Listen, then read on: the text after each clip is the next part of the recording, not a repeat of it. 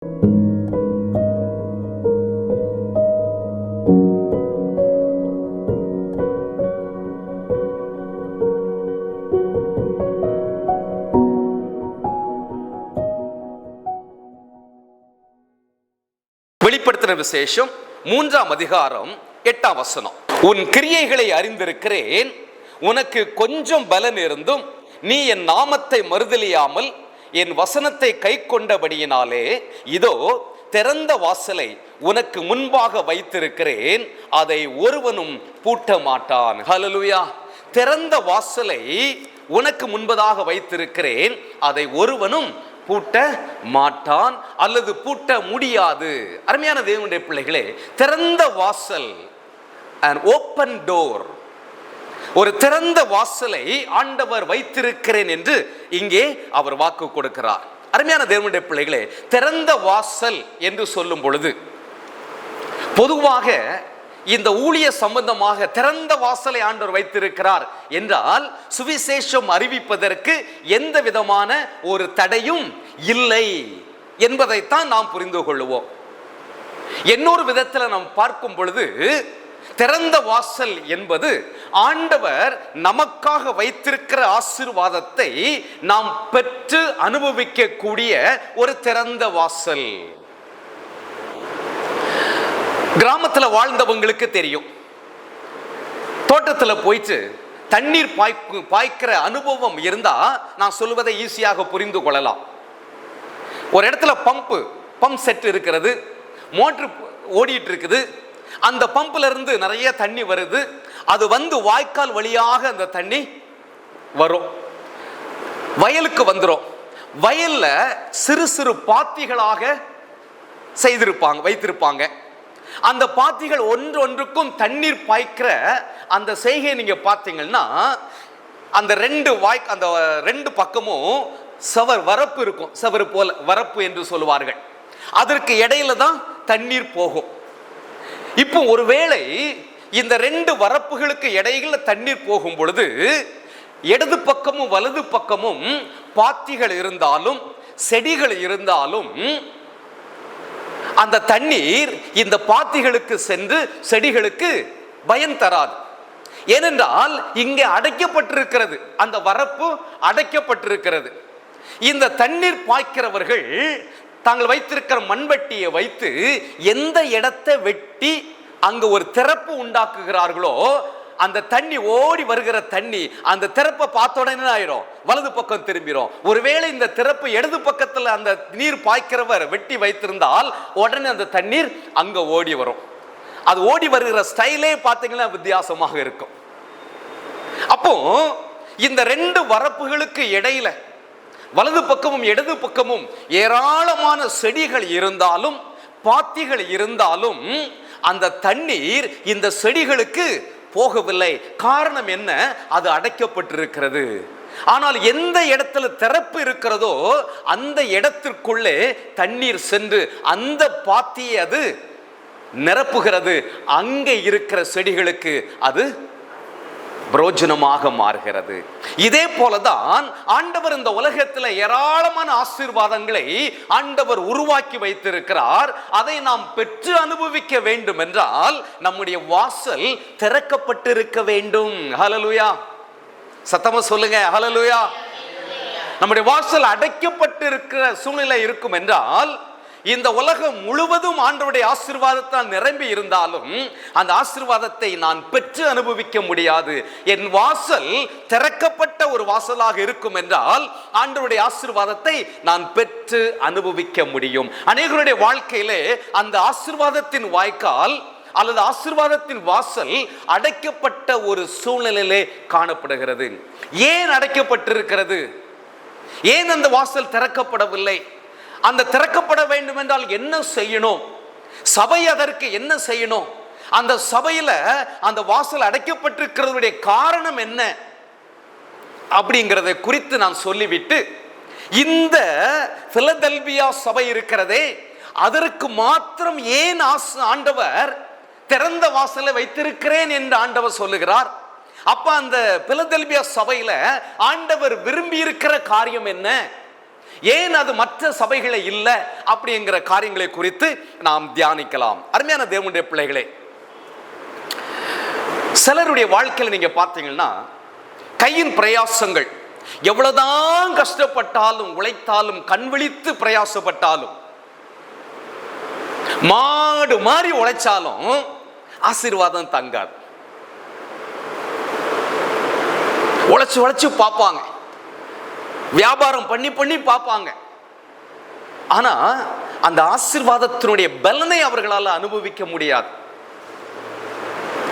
சிலருடைய வாழ்க்கையில சரீரத்தில் பலவீனங்கள் ஒன்று விட்டு ஒன்று வந்து கொண்டே இருக்கிறதை பார்க்க முடியும்.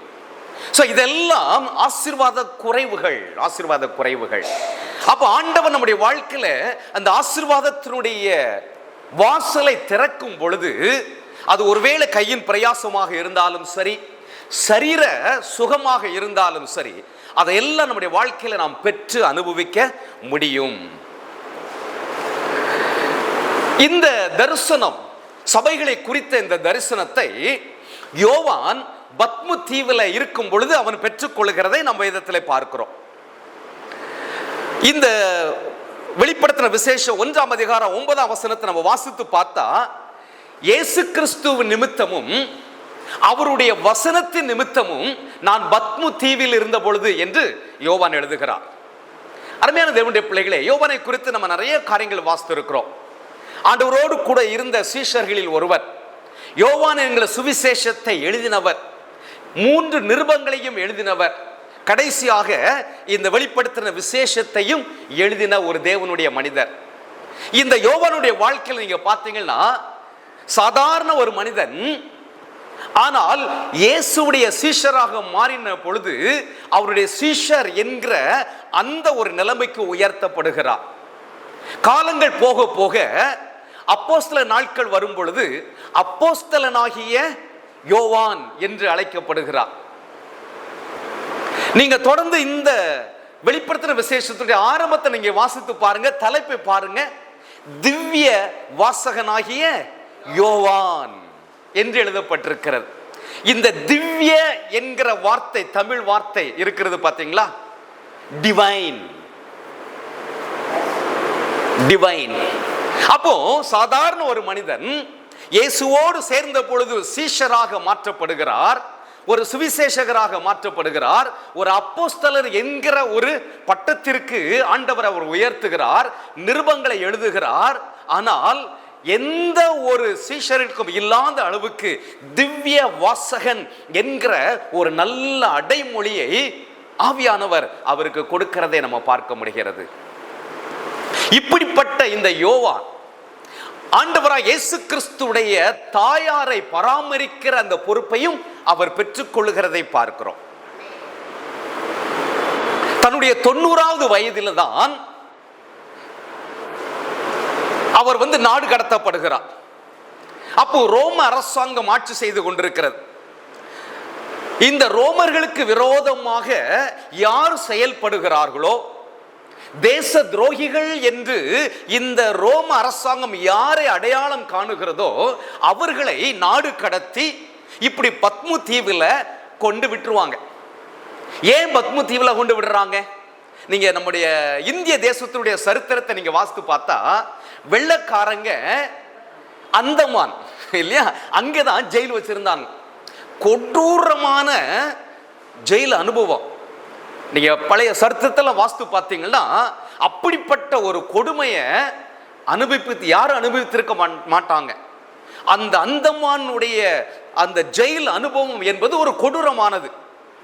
அதே போல இந்த ரோம அரசாங்கம் பத்மு தீவை பயன்படுத்தி கொண்டது.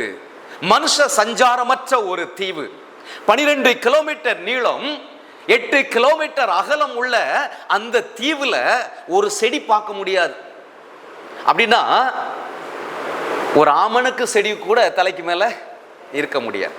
சாப்பாட்டுக்கு வழி கிடையாது, பேச்சு துணைக்கு ஆள் இருக்க மாட்டாங்க. அப்படிப்பட்ட ஒரு இடத்துல ஒரு நாடு கடத்தப்பட்ட ஒரு மனிதன் மீண்டும் உயிரோடு வருவது என்பது சாத்தியமல்ல. ஆனால் ஆண்டவர் ஒரு பெரிய திட்டம் வைத்திருந்ததுனால யோவான் மீண்டும் அவர் உயிரோடு வந்தார். இந்த ஆண்டவர் கொடுத்த இந்த தரிசனத்தை எழுதி சபைகளுக்கு அனுப்பக்கூடிய கிருபையை ஆண்டவர் கொடுத்தார். அவர் எவ்வளவு நாள் இருந்தார் நமக்கு தெரியவில்லை. ஆனால் இந்த பாருங்க, இத்தனை அதிகாரங்களை ஆண்டவர் வெளிப்படுத்தினதை சபைகளுக்கு எழுதுவதற்கு ஆண்டவர் கிருபை பாராட்டி இருக்கிறார். சோ இப்போ இந்த யோவான் எழுதுகிறார், நான் பத்மு தீவில் இருந்த பொழுது கர்த்தருடைய நாளிலே ஆவிக்குள்ளானேன் என்று சொல்லி எழுதுகிறார். அப்படி எழுதும் பொழுதுதான் இந்த 7 சபைகளுக்கான காரியங்களை அவர் எழுதுகிறார். இந்த 7 சபைகளிலுமே ஏன் மற்ற 6 சபைகளை காட்டிலும் இந்த பிலதெல்பியா சபை வித்தியாசமானது, அதற்கு ஆண்டவர் திறந்த வாசலை ஏன் கொடுத்தார் என்பதை பார்ப்பதற்கு முன்பதாக மற்ற 6 சபைகளுக்கு ஏன் ஆண்டவர் திறந்த வாசலை வைக்கல? அவருடைய குறைகள் நிறைய இருக்குது, நம்ம ஜெபத்துல பார்த்தோம். ஆனால் நானும் ஒவ்வொரு சபைக்கும் ஒவ்வொரு காரியங்களை மட்டும் நான் சொல்லிட்டு, நான் இந்த திறந்த வாசலை அந்த பிலதெல்பியா சபைக்கு ஆண்டவர் கொடுத்ததுடைய 4 காரியங்களை சொல்லி நான் ஜெபிக்க வேண்டும் என்று விரும்புகிறேன். முதலாவது எபேசு சபை. இந்த எபேசு சபை, இதை குறித்து யோவான் எழுதும் பொழுது, அருமையான தேவனுடைய பிள்ளைகளே, ஆதியில கொண்டிருந்த அன்பை நீ விட்டு விட்டாய். கிறிஸ்தவத்தினுடைய ஆணி வேர் அன்பு, சகோதர சிநேகம். 133ஆம் சங்கீதத்தில் நம்ம வாசிக்கிறோம், இதோ சகோதரர் ஒருமித்து வாசம் பண்ணுவது எத்தனை நன்மையும் எத்தனை இன்பமானது. கிறிஸ்தவத்தில் தான் ஏற்றத்தாழ்வுகள் இல்லை. இன்னைக்கு இருக்கிறது ஒரு வேற இது விதம் இல்ல, ஆனால் வேதத்தின் அடிப்படையில் நம்ம பார்க்கும் பொழுது கிறிஸ்தவத்தில் ஏற்றத்தாழ்வு இருக்கக்கூடாது, ஏழை பணக்காரன் என்கிற வித்தியாசம் இருக்கக்கூடாது, ஜாதி பாகுபாடு இருக்கக்கூடாது, வெள்ளையன் கருப்பன் என்கிற வித்தியாசம் இருக்கக்கூடாது. அன்பு மட்டுமே அங்கே மேலோங்கி இருக்க வேண்டியது அவசியம். அன்பின் அடிப்படையிலே எல்லாம் செய்யப்பட வேண்டியது அவசியம். அன்பின் அடிப்படையிலே எல்லாரையும் நடத்த வேண்டியது அவசியம். அன்புதான் அஸ்திவாரம். அந்த ஆதி அன்பை நீ விட்டு விட்டாய் என்கிற ஒரு குறை. அருமையான தேவனுடைய பிள்ளைகளை, எல்லா சபையும் நல்ல சபைதான், ஆனால் சின்ன சின்ன குறைகள் இருக்கிறது. அதே போலதான் எபேசு சபை ஆண்டவரால் உருவாக்கப்பட்ட சபைதான், ஆனால் அதுல ஒரு சின்ன குறை இருக்கிறது. நம்முடைய ஆண்டவர் நம்மை ஒரு ஒரு நிறைவுக்கு நேராக வழிநடத்துகிற தேவன், டுவர்ட்ஸ் பெர்ஃபெக்ஷன், ஒரு நிறைவுக்கு நேராக நம்மை கொண்டு செல்ல வேண்டும் என்று விரும்புகிறார். ஒரே ஒரு சின்ன தவறுதன இருந்துட்டு போட்டோம் அப்படி என்று ஆண்டவர் விரும்புவதில்லை. தன்னை போல அவருடைய சபை மாற வேண்டும் என்று விரும்புகிறார். சபை அப்படின்னு சொல்லும் பொழுது நீங்களும் நானும் தான். நாம் அவரை போல மாற வேண்டும். நாளுக்கு நாள் ஒரு சின்ன மாற்றம், நாளுக்கு நாள் ஒரு சின்ன முன்னேற்றம். அந்த மாற்றமும் முன்னேற்றமும் ஆண்டவருக்கு நேராக நம்மை கொண்டு செல்ல வேண்டும். இந்த எபேசு சபையில் ஆண்டவர் கண்டுபிடித்த ஒரு சின்ன குறை அன்பு குறைவு, அன்பு குறைவு, அன்பு தாழ்ச்சி.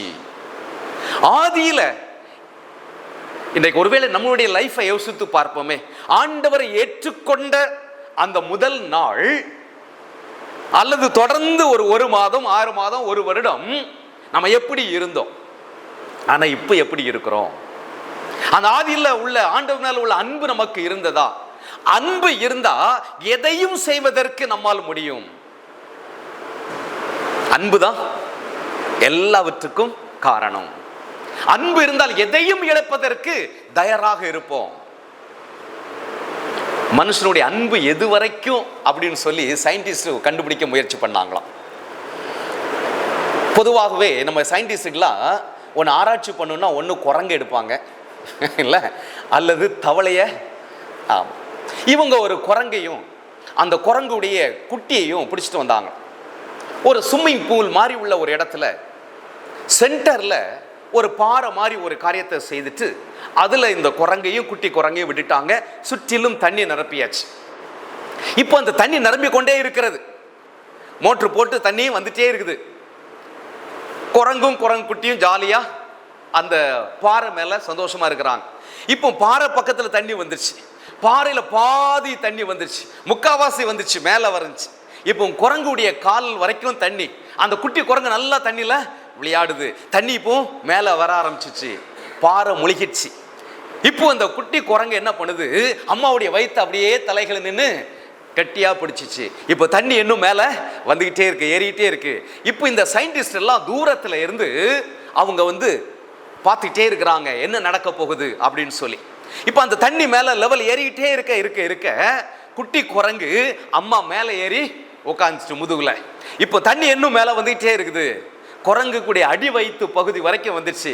அந்த குரங்கு என்ன பண்ணிச்சான், இப்போ அப்படியே காலை தூக்கி அப்படியே நிற்குது.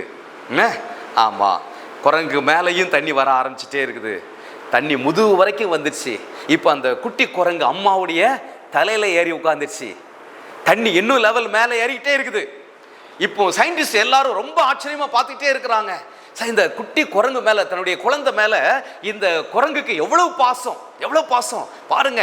மேலே தூக்கி வைக்குது, இப்போ தலைக்கு மேலே தூக்கி வச்சிருச்சு, இன்னும் தண்ணி லெவல் ஏறிக்கிட்டே இருக்குது. இப்போ அந்த குரங்குடைய நாசி வரைக்கும் வர ஆரம்பிச்சுது. இனி குரங்கால ஒன்றும் பண்ண முடியாது. அப்படிப்பட்ட ஒரு சூழ்நிலையில இந்த தாய் குரங்கு என்ன பண்ணிச்சா, தன்னுடைய தலை மேல இருந்த குட்டி குரங்க அப்படியே கோபத்துல பிடிச்சு தண்ணியில முக்கிட்டு இது எஸ்கேப் ஆகி ஓடி வந்துச்சான். இப்போ சயின்டிஸ்ட் ஒரு முடிவுக்கு வர்றாங்க, ஒரு மனிதனுடைய அன்பு என்பது பெத்த குழந்தையாக இருந்தாலும் தனக்கு ஆபத்து வரும் என்றால் குழந்தையை குறித்து கூட யோசிக்க மாட்டாங்க. அதனால்தான் பைபிள் சொல்லுது, உன் தாயும் தகப்பனும் உன்னை மறந்தாலும் இல்ல, அவங்க மறக்கக்கூடிய சூழலை கூட வரலாம், அவர்களை வெறுக்கக்கூடிய சூழல் கூட வரலாம், ஆனாலும் நான் உன்னை மறக்க மாட்டேன் ஆண்டவர் சொல்லுகிறார். அருமையான தேவனுடைய பிள்ளைகளே, ஆதி அன்பு சில குடும்பங்கள்ல பாருங்களேன், கணவன் மனைவி கல்யாணம் முடிஞ்ச உடனே ரொம்ப கை கோர்த்து சந்தோஷமா போவாங்க இல்ல. அந்த கை கோர்த்து போகிற காரியங்கள் எத்தனை நாள் நீடிக்கும்? சரி, ஒரு வருஷம் இருக்குன்னு வைங்களேன், ரொம்ப அந்யோன்யமா இருப்பாங்க. எல்லாரையும் சொல்லல, ஒரு சிலர். ஒரு குழந்தை வந்த பிறகு ஒரு கேப், நாட்கள் போக போக அண்ணன் முன்னாடி நடந்து வருவார், என்னன்னா அக்கா வரலையா, அவ பின்னாடி வந்துட்டு இருக்கா இல்ல. நம்ம பஸ்ல சில ஒரு வாசகம் பார்த்துருக்கோம், 10 மீட்டர் இடைவெளி வேணும் அப்படின்னு சொல்லி வாசிருக்கீங்களா? ஏன் ஆக்சிடென்ட் நடக்காம இருக்கணும்னா 10 மீட்டர் இடைவெளி வேணும். ஆனா இன்னைக்கு கணவனும் மனைவிக்கும் எத்தனையோ கிலோமீட்டர் இடைவெளி வந்துடுறது இல்ல. ஆமா, ஒருவேளை சரீரத்துல ஒரே குடும்பத்துல அல்ல ஒரே வீட்டுல ஒரே கூரையின் கீழ் ஒரே சட்டில வெந்த சாப்பாட்டை சாப்பிட்டாலும் மனதளவுல கிலோமீட்டர் கணக்கில் தூரத்துல இன்னைக்கு குடும்பங்கள் இருக்கிறதை பார்க்கிறோம். ஆனால் ஆரம்பத்துல கல்யாணம் பண்ண அன்னைக்கு, தாலி கட்டின அன்னைக்கு, அல்லது ஒரு வாரம் இல்ல, அந்த ஆதி அன்பு அதே போலதான் இன்றைக்கு அநேக ஆண்டவருடைய பிள்ளைகளுடைய வாழ்க்கையில ஆண்டவரை ஏற்றுக்கொண்ட பொழுது எப்படி ஆண்டவர் மேல அன்பு வைத்திருந்தோமோ அந்த அன்பு குறைந்து கொண்டே இருக்கிறதை பார்க்க முடிகிறது. அதுதான் ஆண்டவர் சொல்லுகிறார், உண்மையில் ஒரே ஒரு குறை இருக்கிறது, ஆதி அன்புல நீ குறைஞ்சு போயிட்டா திரும்ப என்று ஆண்டவர் சொல்லுகிறார். இந்த அன்பு தாழ்ச்சி இருப்பதனாலதான் எபேசு சபைக்கு திறந்த வாசல் இல்லை. இரண்டாவது பாருங்க, அடுத்த சபை சிமிர்னா. இந்த சிமிர்னா 8வது வசனத்திலிருந்து 2ஆம் அதிகாரம் 8ஆம் வசனத்திலிருந்து சிமிர்னாவை குறித்து நம்ம வாசிக்கிறோம். ஐஸ்வர்யம் உள்ளவனாய் இருந்தும் உனக்கு இருக்கிற தரித்திரம். சில மனுஷனுடைய வாழ்க்கையில பாருங்க, எவ்வளவு ஆசீர்வாதமாக இருந்தாலும் அதை பயன்படுத்த தெரியாது. எனக்கு தெரிந்த ஒரு சகோதரர் இருக்கிறார், ஒரு முறை சென்னைக்கு வந்திருந்தார், எங்க வீட்டுக்கு வந்தார். என்ன விஷயமா வந்தார்னா தம்பியை பார்க்க வந்தார். என்ன விஷயம் அப்படின்னு சொன்னா, அவர் வெளிநாட்டுல இருந்து வந்திருக்கிறார். கார்கோல பார்சல் வந்திருக்குது, அதை எடுக்கணும். அப்போ நான் என்ன நினைச்சேன், அவர் முதல் முறையாக சென்னைக்கு வந்திருக்கிறார், அவருக்கு சென்னை பற்றி தெரியாது. அப்போ நான் என்ன பண்ணேன், சரிண்ணே நான் கூட வரேனே, உங்களுக்கு ஹெல்ப் என்ன நான் கூட்டிட்டு போறேன் அப்படின்னா வேண்டாங்கிறாரு. ஆனால் சென்னை தெரியாது எனக்கு. நான் அப்போ கூட வாரேன் வேண்டாங்கிறாரு. கடைசி வரைக்கும் நான் எவ்வளவோ சொன்ன பிறகு என்னை கூட்டிட்டு போகல. சரி, என்னைய கஷ்டப்படுத்த வேண்டாம் நினைக்கிறாரு போல் இருக்கு அப்படின்னு நான் நினைச்சிட்டேன். சரிதானா, ஒரு 2-3 மாசம் கழிச்சு ஊருக்கு போறேன், அவருடைய அப்பா அம்மாவை பார்க்குறேன். அப்போ நான் இந்த சம்பவத்தை சொன்னேன், நான் உதவி செய்கிறேன்னு சொன்னா அண்ணா வேண்டான்னு சொல்லிட்டாங்க அப்படின்னு சொல்லி. அப்போ அவங்க அப்பா அம்மா சொன்னாங்க, அவன் இங்க ஊருக்கு வரும்போது கூட நைட்டு 12 மணி 1 மணிக்கு தான் வருவான். எப்பெல்லாம் வெளிநாட்டுல இருந்து வர்றானோ அப்பெல்லாம் ஒரு நாள் கூட பகல் அவன் வந்தது கிடையாது. ஏன் அப்படின்னா மற்றவங்க எல்லாம் பார்த்துருவாங்களாம். தாய் தகப்பன் கூட பார்த்துடக்கூடாதான். அவன் என்ன பொருள் கொண்டு வரான், எத்தனை சூட்கேஸ் கொண்டு வரான், இல்ல இல்ல இப்படிதான் இருக்கிறாங்க. அதே போல ஒவ்வொரு முறையும் மீண்டும் ஒரு மாசம் லீவு முடிஞ்சு மீண்டும் வெளிநாட்டுக்கு போகும் பொழுது குறைந்தபட்சம் தன்னுடைய ஊர்ல இருக்கிற சொந்தக்காரங்க, சபையில் இருக்கிற விசுவாசிகள் ஒரு 20 பேர்கிட்டையாவது கடன் கேட்பான். போறதுக்கு காசு இல்லை, டிக்கெட்டுக்கு காசு இல்லை, காசு இல்லை, காசு இல்லை அப்படின்னு சொல்லி இன்னைக்கு வரைக்கும் அந்த தரித்திரம் தான் இருக்கிற மாதிரி இருக்கு. கிட்டத்தட்ட 25 ஆண்டுகளுக்கு மேல எனக்கு தெரிந்து வெளிநாட்டில் வேலை செய்தோம், இன்னைக்கு வரைக்கும் ஒரு ஆசீர்வாதமே இல்லை. பாருங்க, இவங்க ஆசீர்வதிக்கப்பட்டவர்கள் தான். ஐஸ்வர்யம் உள்ளவனாய் இருந்தும் உனக்கு இருக்கிற தரித்திரம். இன்றைக்கு சபைகளில் ஒருவேளை உலக பிரகாரமான பொருளாதார அந்த ஆசீர்வாதம், அந்த தரித்திரம், அதை ஒரு பக்கம் வச்சு விடுவோம். ஆவிக்குரிய தரித்திரம் இருக்கிற சபைகள் இன்றைக்கு இருக்கிறது. ஆவிக்குரிய தரித்திரம் இருக்கிற தனி நபர்கள் இருக்கிறார்கள், விசுவாசிகள் இருக்கிறார்கள். விசுவாசிகள் என்று சொல்லிக் கொள்வார்கள், ஒவ்வொரு ஞாயிற்றுக்கிழமையும் ஆலயத்துக்கு போவாங்க. ஆனால் ஆவிக்குரிய ஒரு எழுச்சியை அவருடைய வாழ்க்கையில பார்க்க முடியாது. அப்படிப்பட்ட காரியத்தையும் ஆண்டவர் வெறுக்கிற தேவனாக இருக்கிறார். ஆகவே தான் இந்த சிமிர்னா சபைக்கும் ஆண்டவர் திறந்த வாசலை வைக்கவில்லை. மூன்றாவது சபை பெர்கமு சபை, இல்லையா? பெர்கமு, நான் சொன்னதை போல ஒவ்வொரு பாயிண்ட் தான் சொல்லிட்டு வர போறேன், என்ன நேரம் ஆயிடுச்சு. பெர்கமு சபையை குறித்து நீங்க பார்த்தீங்கன்னா தவறான உபதேசத்திலே தழைத்து கொண்டு இருந்தவர்கள்.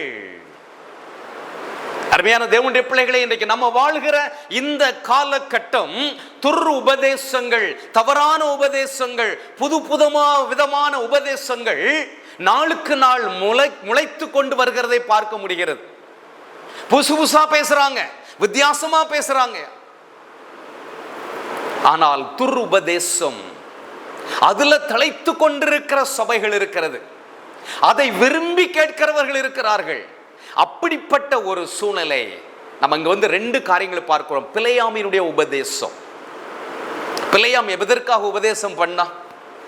தேவ ஜனங்கள் தவறு செய்வதற்கான ஆலோசனையை அவன் சொல்லிட்டு போயிட்டான். எப்படியாவது அவனுக்கு பணம் கிடைக்கணும், பணத்திற்காக, பதவிக்காக, கணத்திற்காக, மனுஷனிலிருந்து பெற்றுக்கொள்கிற பெருமைக்காக. ஆண்டவர் அதையும் வெறுக்கிறார். ஆகவே தான் இந்த பெர்கமு சபைக்கும் ஆண்டவர் திறந்த வாசலை வைக்கவில்லை. அப்ப பெர்கமு சபை வந்து மோசமான சபையா? இல்ல, நல்ல சபை தான், ஆண்டவர் ஏற்றுக்கொண்ட சபை தான். ஆனால் சபைக்குள்ள இருக்கிற தனி நபர்கள் சிலர் இப்படிப்பட்டதான காரியங்களை அவர்கள் விரும்புகிறார்கள், தவறான உபதேசத்தை விரும்புகிறார்கள். நிக்கோலா மதத்தினர் அப்படின்னு சொல்லப்பட்டிருக்கிறது. ஒரு மனுஷனுடைய உபதேசத்தை மேன்மைப்படுத்துகிறவர்கள். கொஞ்ச நாளைக்கு முன்னாடிலாம் சென்னையில் நீங்க பாத்தீங்கன்னா எந்த சுவர் இருந்தாலும் அந்த சுவர்களில ஒரு வாசகம் எழுதப்பட்டிருக்கும். அது ரெட் கலர்ல எழுதப்பட்டிருக்கும். என்ன எழுதப்பட்டிருக்குன்னா, கிரைஸ்ட் பிரென்ஹாம், கிறிஸ்து பிரென்ஹாம் வருகிறார் அப்படின்னு எழுதப்பட்டிருக்கு. எத்தனை பேர் பார்த்துருக்கீங்க? ஒரு மகால் ஆச்சு, அவரும் இறந்து போயிட்டார், அந்த பிரென்ஹாமும் இறந்து போயிட்டார். அவங்க சபைகளை நீங்க பார்த்தீங்கன்னா பைபிள் அவங்ககிட்ட இருந்தாலும் பைபிள்ல இருந்து போதனை கொடுக்க மாட்டாங்க. அந்த பிரென்ஹாம் போதிச்சிருப்பார் பார்த்தீங்களா, அவருடைய புக்கு தனியா இருக்கும், அந்த புக்கில இருந்து தான் பேசுவாங்க. மனுஷனுடைய உபதேசங்களை. ஆகவே திறந்த வாசலை ஆண்டவர் அந்த பெர்கமு சபைக்கும் ஆண்டவர் வைக்கவில்லை. 4வதாக தியத்ரா சபை 18ஆம் வசனத்தில் அது ஆரம்பிக்கிறது. இந்த தியத்ரா சபையில வஞ்சிக்கிற காரியங்களுக்கு இடம் கொடுக்கிற ஒரு சபை. வஞ்சிக்கிற ஆவி உடையவர்களை தன்னுடைய சபையில ஏற்றி அநேகர் வஞ்சிக்கப்படுவதற்கு இடமளிக்கிற ஒரு சபையாக இருந்ததுனால ஆண்டவர் அதற்கும் திறந்த வாசலை வைக்கவில்லை. 20ஆம் வசனத்தை வாசிக்கிறேன். ஆகிலும் உன் பேரில் எனக்கு குறை உண்டு, என்னவெனில் தன்னை தீர்க்கதரிசி என்று சொல்லிக் கொள்ளுகிற ஏசபேல் என்னும் ஸ்திரீயானவள். நமக்கு ஏசபேலை பற்றி நன்றாக தெரியும். பழைய ஏற்பாட்டில் ராஜாக்களுடைய புஸ்தகங்களை வாசித்து பார்த்தீங்கன்னா ஆகாப் ராஜாவுடைய மனைவி. ஆனால் ஆண்டவருடைய பிள்ளைகளுக்கு எவ்வளவு அவர் இடையூறாக இருந்தாள் என்பதை குறித்து நம்ம வாசிக்கிறோம். தீர்க்கதரிசிகளை கொலை செய்தவள், ஆகாப் ராஜாவை வழிவிலக பண்ணினவள், புருஷனுடைய ஸ்தானத்தை எடுத்துக்கொண்டவள், புருஷனை மதிக்காதவள், சொல்லிட்டே போகலாம் அவளை பற்றி. அப்படிப்பட்ட ஒரு சூழ்நிலை, அப்படிப்பட்ட ஒரு குணாதிசயம் உள்ள தன்னை தீர்க்கதரிசி என்று சொல்லிக் கொள்ளுகிற அவளுடைய உபதேசம், அதனால வஞ்சிக்கப்படுகிற காரியங்கள். இன்றைக்கு நம்ம வாழுகிற இந்த காலகட்டத்தில் வஞ்சிக்கிற ஆவிகள் இருக்குதா இல்லையா? பைபிள் சொல்லுது, கூடுமான வரைக்கும் தெரிந்து கொள்ளப்பட்டவர்களையும் வஞ்சிக்கக்கூடிய ஒரு காலகட்டத்தில் தான் நம்ம வாழ்ந்து கொண்டிருக்கிறோம். யாரை வஞ்சிப்பான் சாத்தான்? உறுதி இல்லாதவர்களே சாத்தான் வஞ்சிப்பான். ஒருவேளை ஆண்டவருடைய வார்த்தையின் மேல ஒரு நல்ல பிடிப்பு இருக்கும் என்றால் அவர்களை சாத்தான் வஞ்சிக்க முடியாது. ஏவாளை வஞ்சித்தான். ஒரு சின்ன ட்விஸ்ட் வச்சு சொன்ன உடனே அவ மாறிட்டா. இன்றைக்கும் அநேக விசுவாசிகள் உறுதித்தன்மை இல்லாத சூழ்நிலையில் வாழுகிறதுனால, வேத அறிவு இல்லாதபடி வாழுகிறதுனால, விகற்பமான ஒரு செய்தியை சொன்ன உடனே வஞ்சிக்கப்பட்டு விடுகிறார்கள். நாம் எச்சரிக்கையாக இருக்க வேண்டியது அவசியம். சோ இப்படிப்பட்ட ஒரு கிரியை இந்த தியத்ரா சபையில இருப்பதினாலே ஆண்டவர் திறந்த வாசலை அதற்கும் கொடுக்கவில்லை. ஐந்தாவது பார்த்தீங்கன்னா சர்தை என்கிற சபையை குறித்து நம்ம பார்க்கிறோம். இந்த சர்தை 3ஆம் அதிகாரத்தில் ஆரம்பிக்கிறது. இந்த சர்தை சபை உயிருள்ளவன் என்று பெயர் கொண்டிருந்தோம். அதனுடைய பெயரே உயிருள்ளவன். ஆனால் உண்மையான விதத்தில் பார்க்கும் பொழுது உயிர் அல்ல. ஒரு செத்த சடலத்தை போல ஒரு செத்த சடலம் நாற்றம் அடிக்க ஆரம்பித்து விடும். ஆனால் ஒரு உயிருள்ள சடலம், ஒரு உயிருள்ள மனிதனுடைய வாழ்க்கையில பார்த்தீங்கன்னா ஒரு உயிர் ஓட்டம் இருப்பதினால நற்கிரியைகள் வெளிப்படும். ஆனால் இது செத்த ஒரு சபையாக இருக்கிறது. பெயர் நல்லா இருக்குது, ஆனா எப்படி ஒனேசிமு என்கிற பெயர் புரோஜனம் உள்ளவன் என்கிற அர்த்தம் கொண்ட பெயராக இருந்தாலும் வேதம் அவனை குறித்து சொல்லுகிறது, முன்னே அவன் புரோஜனம் இல்லாதவன். புரோஜனம் என்று பெயர் வைத்திருக்கிறான், ஆனால் புரோஜனம் இல்லை. இந்த சபைக்கு, சர்தை சபைக்கு உயிருள்ளவன் என்கிற பெயர் இருக்கிறது. ஆனால் அது ஒரு நடிப்பு, ஒரு நடிப்பு தன்மை அல்லது ஒரு மாய்மாலம் நிறைந்த ஒரு வாழ்க்கை வாழ்ந்து கொண்டிருக்கிறது. நம்ம கிறிஸ்தவர்களுக்கு இன்னைக்கு நடிக்க சொல்லிக் கொடுக்க வேண்டாம். பாட்டு பாடும் பொழுதெல்லாம் பாட்டு நல்லா இருக்குது, நம்ம கேட்கும் போது நல்லா இருக்குது, அவங்க நல்லா ஸ்டைலாக பாடும்போது பார்க்கறதுக்கு நல்லா இருக்குது, உருக்கமாக பாடுவதை போல இருக்குது. ஆனால் அவங்களுடைய வாழ்க்கைக்கும் அந்த பாட்டுக்கும் சம்பந்தம் இருக்கிறதா பார்த்தீங்கன்னா, ஆனால் அதை தான் நிறைய பேர் விரும்பி பார்க்குறோம்ல. என்னையும் சேர்த்தான் சொல்கிறேன். என்ன உருக்கமாக பாடுறாங்க, அதெல்லாம் ஒரு நடிப்பு தான் இல்லை? கேமராவுக்கு முன்பதாக நடிக்கக்கூடிய ஒரு நடிப்பு. அப்படிப்பட்ட ஒரு மாய்மாலமான வாழ்க்கையை வாழ்கிற இந்த சபையை ஆண்டவர் வெறுக்கிறார். அதிலிருந்து மனம் திரும்ப வேண்டும் என்று சொல்லி ஆண்டவர் வாய்ப்பு கொடுக்கிறார், எச்சரிக்கிறார். மனம் திரும்பினால் ஆசீர்வாதம், மனம் திரும்பாத பட்சத்தில் அதனுடைய விளைவை அது சந்திக்க வேண்டி இருக்கும். ஆனால் ஆண்டவர் அது இப்படிப்பட்ட ஒரு காரியத்தில் இருப்பதினால ஆண்டவர் திறந்த வாசலை கொடுக்கவில்லை. 6வது தான் பிலதெல்பியா சபை, அதை நம்ம அப்புறம் பார்க்கலாம். 7வது லவோதேக்கியா சபை. இந்த லவோதேக்கியா சபையை குறித்து வேதம் சொல்லுகிறது என்னன்னா, அனலும் இல்லை குளிரும் இல்லை, வெதுவெதுப்பான ஒரு வாழ்க்கை, ஒரு வெதுவெதுப்பான ஒரு வாழ்க்கை. எப்படி அன்றைக்கு நோவாவுடைய அந்த பேழைக்குள்ள இருந்த மிருகங்கள், பறவைகள், ஊரும் பிராணிகள், எல்லா விதமான அந்த ஜீவ ஜந்துக்களிலும் ஒரு காகம் இருக்கு பார்த்தீங்களா, அது மட்டும் சற்று வித்தியாசமானது. நீங்க அந்த அதிகாரத்தை நீங்க வாசித்து பார்த்தீங்கன்னா, அந்த காகம் போக்கும் வரத்துமாக இருந்ததாம். அது அப்பப்ப இந்த பேழையை விட்டு வெளியே போயிருது, திரும்பி வந்துருது. அது ஒரு பெரிய காரியம் பாருங்க.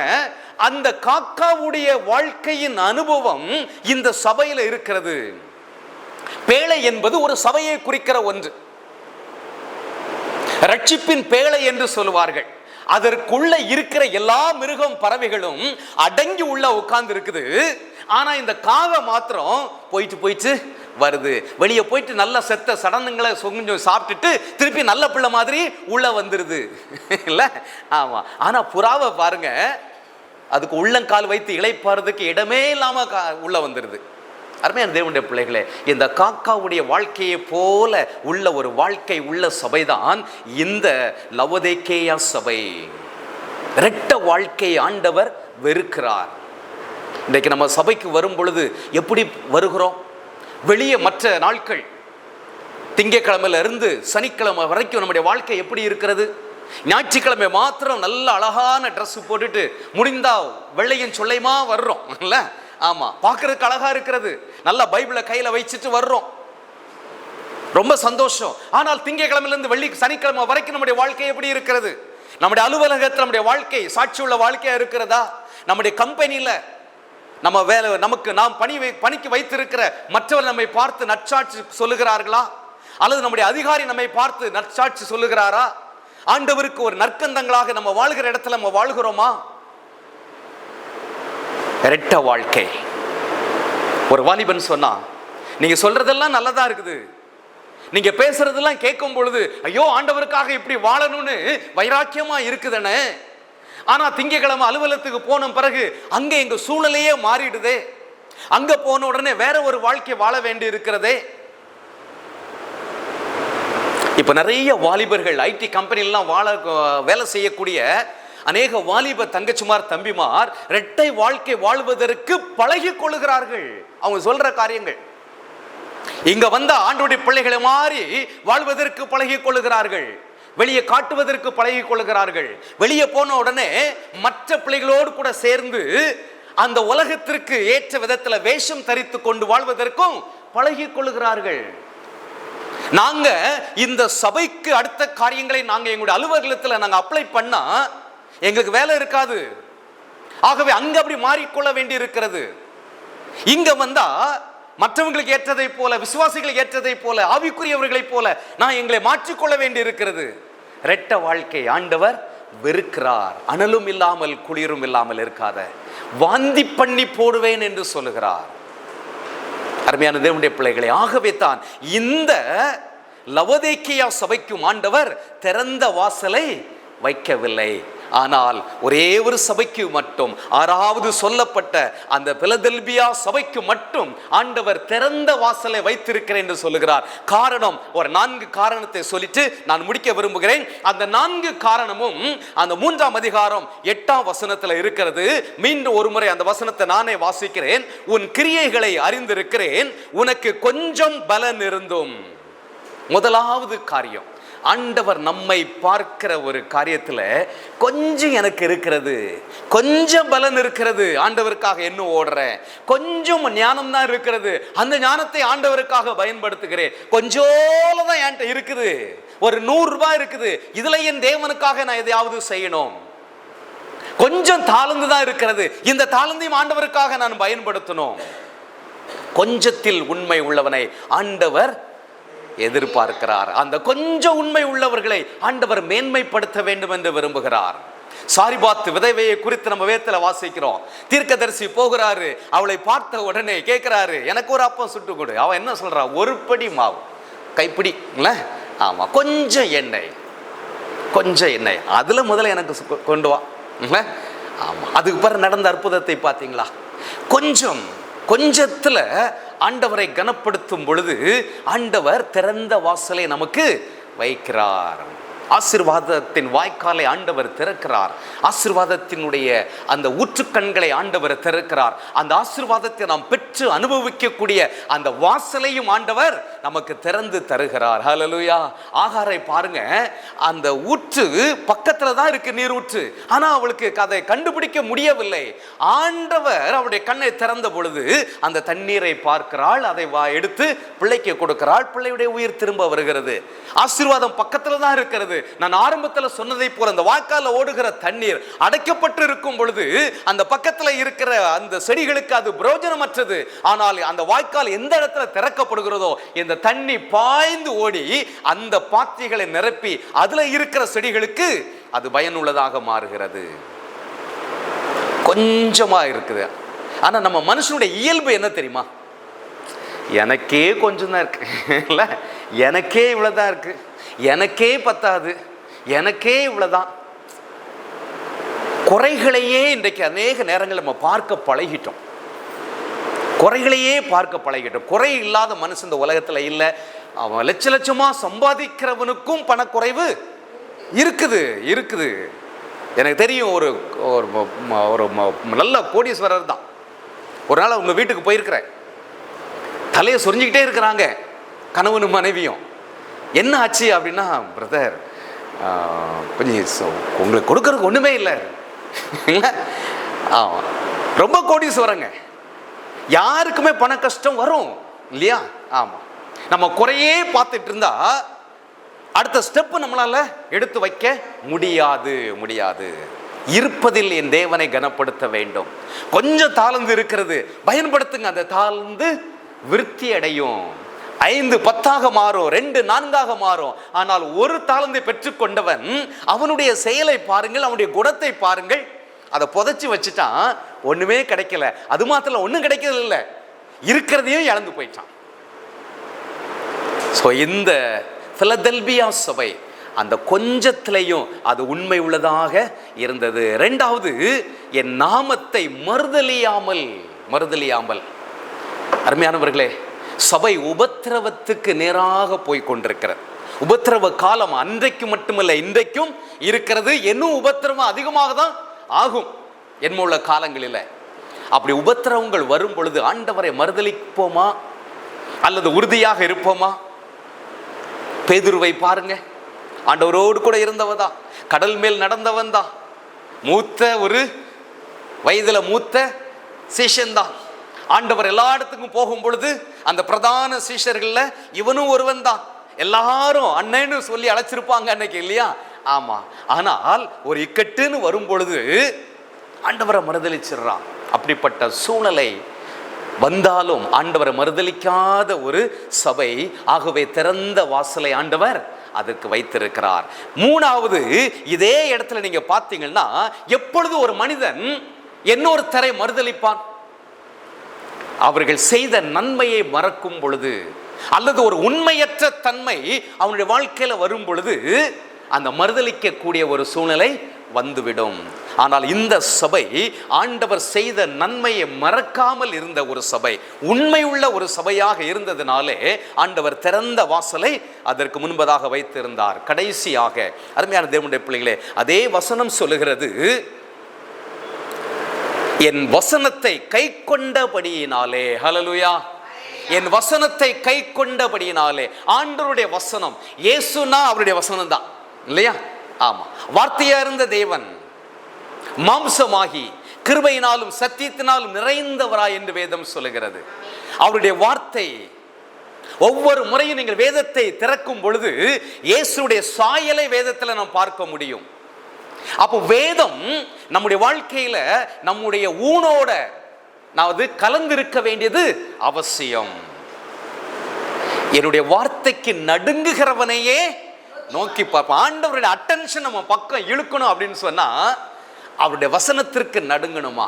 ஐயோ, உங்களுடைய வார்த்தை இப்படி சொல்லுகிறதா? என் வாழ்க்கையில் நான் இதை இதுவரைக்கும் அறியாமல் போயிட்டேனே, இப்படி கேள்விப்படுகிற உங்களுடைய வார்த்தை இப்படி சொல்லுகிறதே, இனி இந்த நிமிஷத்திலிருந்து நான் எப்படி மாற வேண்டும், நான் இப்படி இருக்க வேண்டும் என்கிற அந்த கீழ்ப்பிடிதல் வருது பார்த்தீங்களா? அவங்களை தான் ஆண்டவர் நோக்கி பார்க்கிறார். அவர்களுக்கு தான் ஆண்டவர் திறந்த வாசலை வைத்திருக்கிறார். இந்த பிலதெல்பியா சபை பாருங்க, வசனத்திற்கு கீழ்ப்படிந்த ஒரு சபை. சில நேரங்கள் நம்முடைய சபைகள்லாம் பாருங்களேன், எவ்வளவுதான் வசனத்தை போதித்தாலும் இடிச்ச புளி மாதிரி உட்கார்ந்துட்டு போறவங்க எத்தனை பேர் இருக்காங்கல்ல? ஆமா, தமிழ்ல கல்லொளி மங்கான்னு சொல்லுவாங்க.